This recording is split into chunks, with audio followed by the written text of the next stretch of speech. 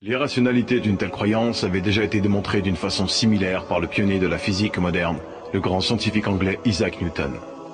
Il y a déjà plusieurs siècles, celui-ci avait réussi à faire comprendre à l'un de ses amis athées l'absurdité de sa croyance d'une manière très originale. Pour ce faire, il avait demandé à un mécanicien de fabriquer une reproduction miniature du système solaire.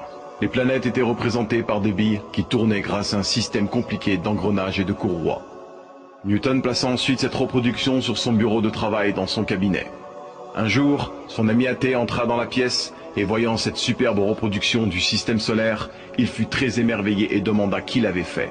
Newton, qui était en train de lire, leva les yeux et assura son ami avec le plus grand sérieux que personne ne l'avait fait, mais que c'était par le plus pur hasard que les éléments s'étaient rassemblés de la sorte.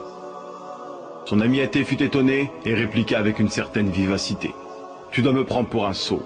C'est évident que quelqu'un a fabriqué cette reproduction, un génie d'ailleurs, et je voudrais connaître son nom. » Newton déposa son livre, se leva, mit sa main sur l'épaule de son ami et lui dit « Cette reproduction est une faible imitation d'un système bien plus merveilleux dont tu connais les lois. Je suis incapable de te convaincre que cette reproduction n'a pas eu de créateur, et pourtant, tu prétends toi que l'original que le mécanicien n'a fait que copier est apparu sans l'intervention d'un créateur. Explique-moi, je t'en prie, par quel raisonnement es-tu arrivé à une pareille conclusion? Explique-moi, je t'en prie, par quel raisonnement es-tu arrivé à une pareille conclusion?